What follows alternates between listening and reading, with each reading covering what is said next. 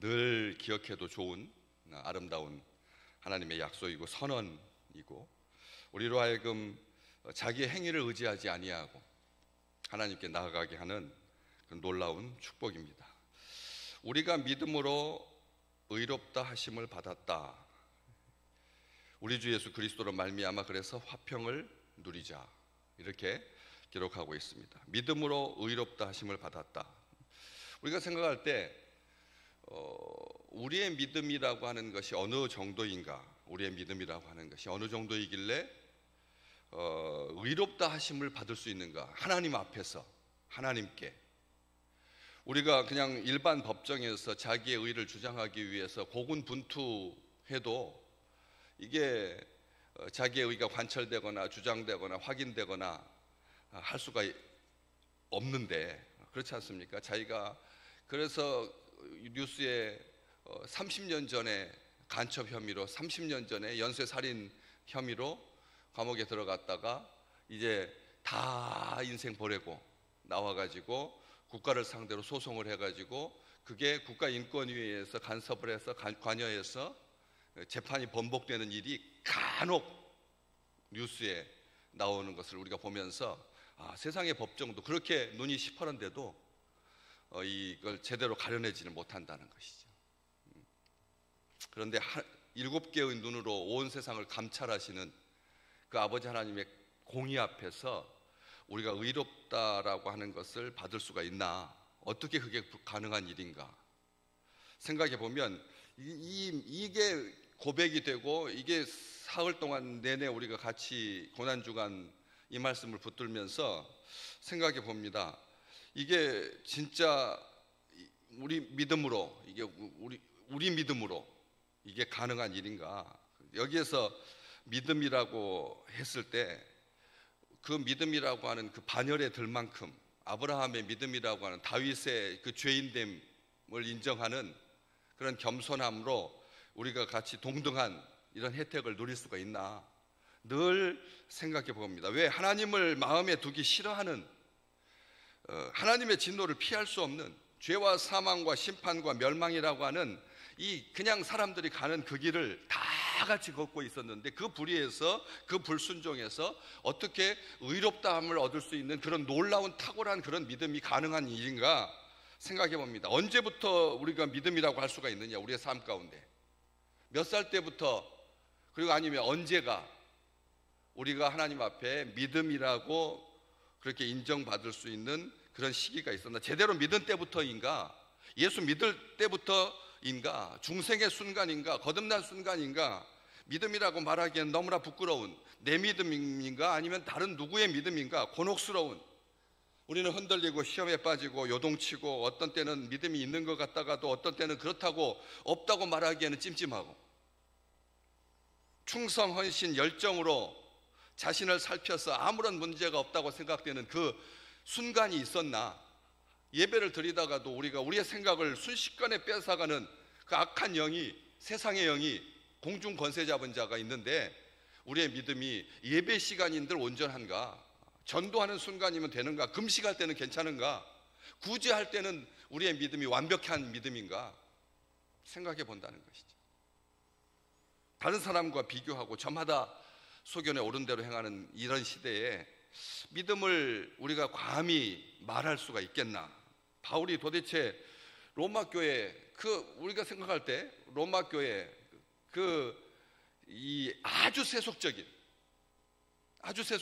철저하게 세속적인 그런 로마 교회에 편지하면서, 이게 우리가 믿음으로 의롭다함을 받았으니라고 말했을 때 로마의 교인들의 믿음 상태가 정말 하나님이 보시기에 아주 수준 높은 고결한, 순전한, 완전한 그런 믿음이었나를 생각하게 된다는 것이죠. 그렇다면 이 믿음 율법으로도 아니고 행위로도 안 된다. 로마서 3장 28절. 율법으로, 믿음으로, 한번 같이 읽어볼까요?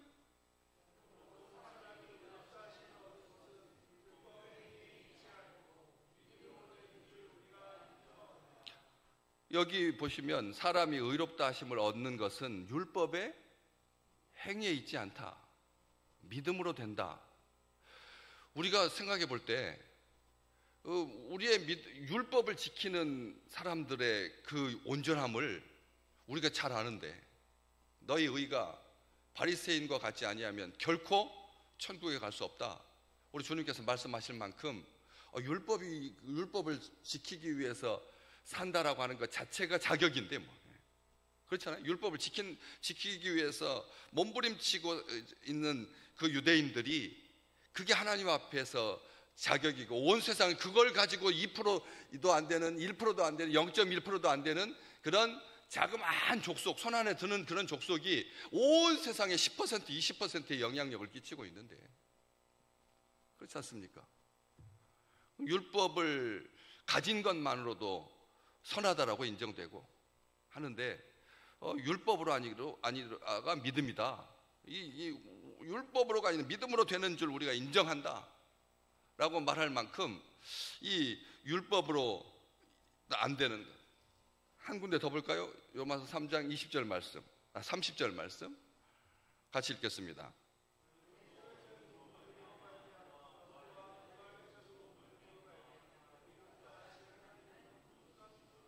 여기에서 딱 머리가 뜨이는 거죠. 할례자도 무할례자도 이 세상에 있는 모든 사람을 말하는 겁니다. 율법의 백성으로 할례를 행했든 아니면 율법 밖에서 하나님을 모르고 살던 사람이든 믿음으로 된다. 그런데 그렇게 의롭다 하실 분은 하나님 한 분밖에 없다는 거죠. 하나님 한 분밖에 없다는 거죠. 의롭다 하시는 분은 하나님입니다라고 하는 것을 강조하기 위해서인 거지, 우리의 믿음이 어떠냐, 우리의 믿음이 어떠냐, 율법과 어떻게 싸워서 이길 수가 있겠습니까? 율법을 준수하는 할례자들을 어떻게 우리가 이길 수 있겠어요? 그런 생각을 가지는 것 자체가 이건 말이 안 된다라고 하는 거죠. 인생 살면서 앞으로 남은 시간 하나님 앞에서 아무것도 하지 아니하고 오직 말씀만 읽고 오직 기도만 하고 오직 선교지를 향하여서 중보하고 그렇게 흔들림 없이 살지라도 그것을 믿음이라고 말할 수는 없습니다. 할 수가 없습니다. 어떻게 그걸 장담하십니까? 우리의 선행, 우리의 구제, 우리의 모든 것으로도 율법을 지키는 자들하고 비교도 안 됩니다. 근데 그러니까 믿음으로라고 하는 이 믿음이라고 하는 이 문제는, 다시 말하면 믿음으로 의롭다 하심을 받았다라고 하는 것은 믿음으로라고 써 있습니다.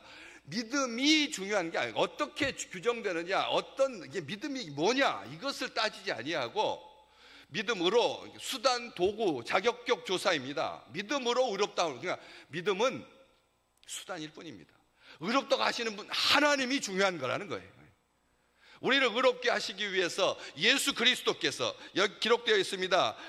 9절 말씀, 로마서 9, 밑으로 쭉 내려볼까요? 우리 로마서 5장 보고 계시니까 로마서 5장 9절 말씀 같이 읽어볼까요? 그러면 이제 우리가 그의 피로 말미암아 의롭다 하심을 받았으니 더욱 그로 말미암아 진노하심에서 구원을 받을 것이니. 아멘. 하나님이 의롭다고 하시는, 하나님을 강조하려고 하는 거지 믿음을 강조하는 게 아니라는 거예요. 믿음을이 아닙니다. 수단이고 방편입니다. 믿음은 수단이고 방편일 뿐입니다. 그렇지만 그렇다고 해서 믿음은 행함에 비해서 아무것도 아니다, 율법에 비해서 아무것도 아니다, 아무런 행동도 안 해도 된다, 믿지 않아도 된다, 어설픈 믿음이어도 구원받는다, 그런 뜻은 아니죠. 여기서 믿음이라고 하는 말은 그래서 수단과 방법, 방편, 그리스도를 우리의 의로 받아들이는 수단이고, 예수의 피로 말미암아, 9절은 바울은 9절에서 분명하게 말하고 있습니다. 그리스도의 피가 우리를 의롭게 한다. 그리스도의 피가, 그리스도의 십자가가, 그리스도의 고난이 우리를 의롭게 한다. 한 번 더 확증해주고 있는, 그것을 우리가 믿음으로 받아들이는 거예요. 그리스도의 피가, 순결한 보혈의 피가 우리를 정하게 한다, 우리를 의롭게 한다. 어떻게 가능합니까? 그걸 믿을 수 있는 게 누구에게나 허락된 일이 아니다라고 하는 거죠. 오직 믿음의 사람들만 그게 받아들여진다는 거죠. 하나님이 중요한 것입니다. 그래서 신학자 불트만은 이 믿음에 대해서 뭐라고 말했는지 한번 같이 들어보십시오. 공적에 대한 철저한 포기. 따라서 해볼래요? 공적에 대한 철저한 포기, 내 공로에 대한 철저한 포기가 믿음이라고 그랬습니다. 앞으로 살아가시면서 우리의 믿음이 하늘을 찌를 듯한 믿음? 포기하십시오. 그런 믿음은 없습니다. 어제 믿음, 오늘 우리가 은혜 받았을 때 충만하게 부어주시는 그런 믿음, 그 믿음이라고 하는 것이 예수를 잘 믿는 믿음, 그게 아니라 공적에 대한 철저한 포기라는 하나가 더 있습니다. 하나님에 의해 정해진 구원의 길에 공손하게 굴복하는 것입니다. 같이 한번 해볼까요? 하나님에 의해 정해진 구원의 길에 공손하게 굴복하는 것, 그것이 믿음입니다. 우리 믿음을 새롭게 하십시오. 그 알량한 그 믿음 가지고 다른 사람하고 이렇게 비교해 봤을 때, 이렇게 해봤을 때 그런 믿음, 우리 주님께서 말씀, 얼만큼 작은 믿음이라도 겨자씨 알만한 믿음이죠. 아주 보잘것없는 겨자씨 알만한 믿음이라도, 우리 주님께서 말씀, 그러니까 믿음은 크고 엄청나고 대단하고 그런 믿음을 말하는 게 아니라는 거예요. 하나님 앞에 내 공적, 나의 의, 이것을 철저하게 포기하는 게 믿음이다. 오죽 믿음 많은 말이 많았습니다. 그렇게 말했습니까? 우리의 믿음은 나를 구원하기 위해서 우리 주님께서 십자가에 죽으셨다라고 하는 것만 믿으면 족합니다. 뭘 더하지 마십시오. 우리 이 고난의 주간, 그리스도께서 나를 위해서 죽으셨다, 나를 사랑하신다, 그리고 나를 위해서 다시 살아나셨다, 나를 위해서 왜? 소망을 주시려고. 소망을 주시려고.